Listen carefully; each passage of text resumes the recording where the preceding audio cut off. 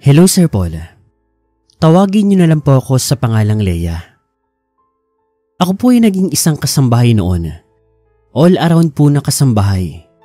Tagalinis, tagaluto, tagalaba, kung ano-ano pa. Naging tagabantay rin po ako ng bata.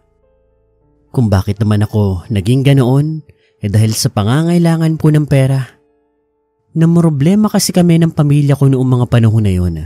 College student ako at graduating na. Pero bigla akong napahinto kasi nagkasakit po ang tatay. Kailangan namin ng pera. Ang pag-aaral ko madali na lang naman balikan yan. Kaya pansamantala huminto muna ako. Second sem na lang naman yon at konting thesis na lang graduate na, pero syempre kailangan unahin ng pangkain sa bahay, panggamot ni tatay. Dahil ako ang panganay, obligasyon ko yon. Hindi yun pinilit Sir Paul, kusa ko yung ginawa.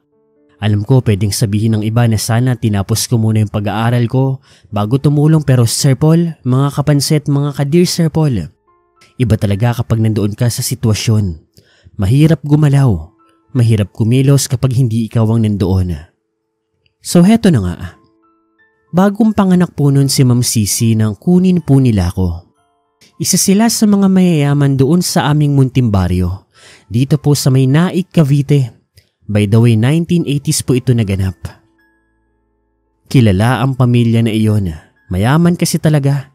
Negosyante si Sir Neil at si Ma'am Sisi, dati rin pong negosyante yan, pero dahil nga po ng anak, nasa bahay na lang po.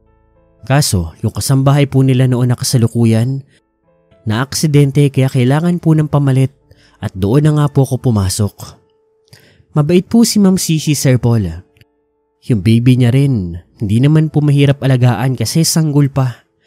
8 months or 9 months yata kung hindi po ako nagkakamali ng pagkakaalala. Habang si Sir Neil naman po, siguro mga once or twice lang po kung umuwi yan doon sa bahay nila. Every week po ha.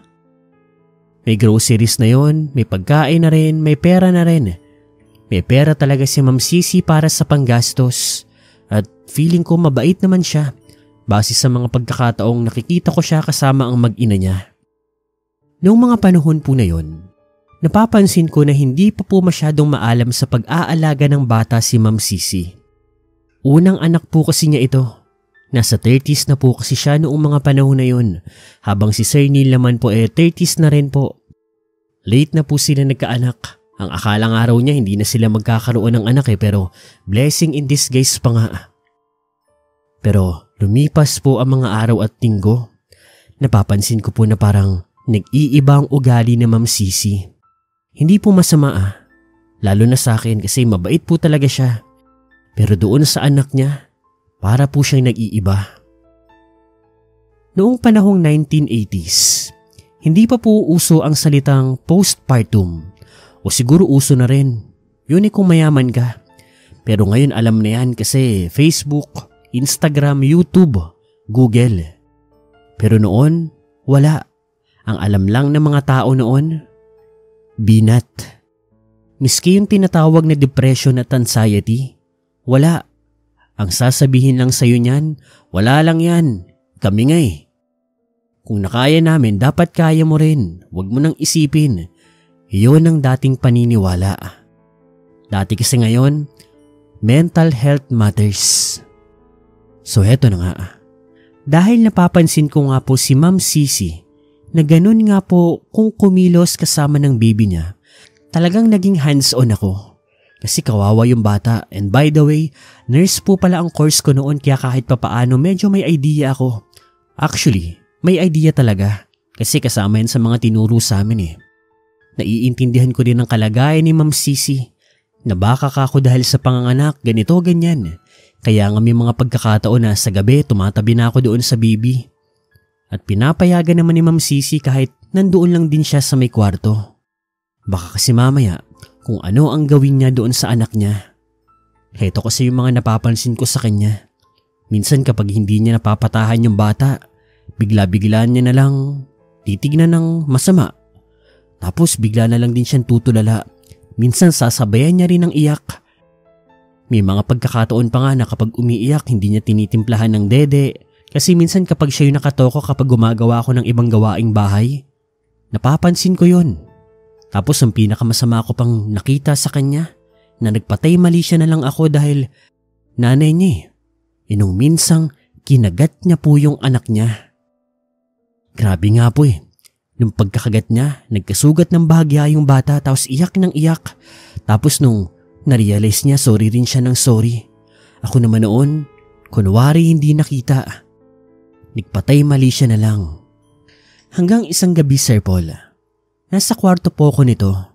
Si Sir Neil kasi nandoon po sa bahay noon. Magkakasama silang tatlo ng pamilya nila doon sa kwarto nila. Nang bigla akong magising. Nag-aaway ang mag-asawa. Ako naman, nakikinig lang. Narinig ko na si Sir Neil pala ay ng bababae. Nahuli ni Ma'am Sisi ang masama pa sa best friend ni Ma'am Sisi. Hindi ko na po papangalanan pero kilala ko po yun dahil minsan na rin po itong bumibisita doon sa bahay. Awang-awa ko kay Ma'am Sisi. Ang sabi pa nga ni Sir Neil, huwag daw pong mag-alala si Ma'am Sisi kasi susuportahan daw yung bata pati siya. Pera lang naman daw yung katapat Sinampal niya pa nga ito. Kitang-kita ko yun.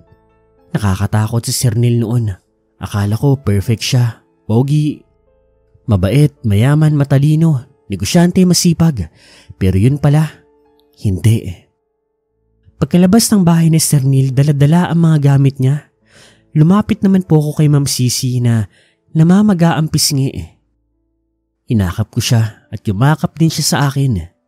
Yung anak nila nag-iiyak noon, awang-awa rin ako. Hanggang sa pinatulog ko na si Ma'am Sisi, ganun din ang bata. Nang makatulog na po sila, nilinis ko yung mga kalat at ako rin ay nagpahinga na doon sa tabi ng mag-ina. Hindi ko alam kung gaano ako katagal nakatulog noon, Sir Paul. Basta pagising ko ang sakit-sakit ng ulo ko, yung para ka bang may hangover. Pagbangon ko ay nagulat ako dahil wala yung bata sa tabi ko. Pero kung bakit talaga ako nagulat noon ay dahil nakakita ako ng mga dugo. Paglabas ko, Sir Paul, nakita ko si Ma'am Sisi na nasa pagkainan. Nagkalat ang dugo sa paligid. Siya rin, naliligo sa dugo pero hindi galing sa kanya. Pagkita ko sa may kusina, dito ko po nakita ang kasuklam-suklam, katakot-takot at kabigla-bigla na tagpo. Dahil yung anak ni Ma'am Sisi, putol-putol na. Gulagulanit na ang katawan niya. At yun ang kinakain niya. Leia, kumain ka na. Nagutom ako Wala akong makita na karne. Kaya ito na lang. Iyak kasi nang iyak Ang sarap. Ang sarap nito. Gusto mo? Gusto mo? Sir Paul, ninunguya niya ang karne ng anak niya. Ako noon ay napaiyak at napatili na lang sabay takbo papalabas. Nadulas pa nga ako noon sa dugo. Halos mabalian pa nga ako ng balakang pero wala na akong pakialam. Nagpunta ako sa pulisya at sinumbong ko ang nangyari. Pero pagbalik ko sa bahay, si Ma'am Sisi nakabigti na. At alam niyo ba, Sir Paul, sa pagbalik ko doon, namin kasama yung mga pulis, naabutan si Sir Neil. Ang lumabas tuloy, parang siya ang may gawa ng lahat. Kasi ako, Sir Paul, para ako na-trauma noong mga panahon na yon, kung ano-ano ang mga pinagsasabi ko. Hindi nga ako nakapagsalita ng halos 3 buwan noon. Nataon pa na nandoon din yung kabit, yung best friend nga ni Ma'am Sisi, tapos basta huling-huli talaga sa akto yung dating. Hindi ang nangyari, si Sir Neil ang pinagbintangan kahit wala naman siyang kasalanan. Yun ang sabi niya. Pati nga yung kabit, yung best friend, nadamay din. Ako naman, sinabi ko lang kung anong nakita ko na kesyo. May ganito, may namatay, may nagbigti. Tapos pinalabas na lang na trauma ako sa nangyari kaya hindi ko maipaliwanag ang lahat.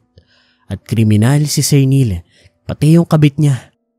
Pinatay nila yung mag-ina niya para wala na silang problema. Ganoon ang naging resulta ng kaso. Napabilis pa ang proseso, alam niyo kung bakit? Hindi rin po basta-basta yung mga kapatid ni Ma'am Sisi. May mga abogado, may mga pulis at sundalo. Kaya yung hustisya, mabilis din pong nagawa.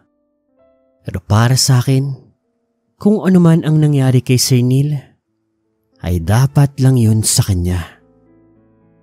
Hindi po kumalat sa media ang balita na ito dahil maski yun, ginawa ng paraan ng pamilya ni Ma'am Sisi na hindi kumalat. Hanggang sa muli po, sana po natakot ko rin kayo.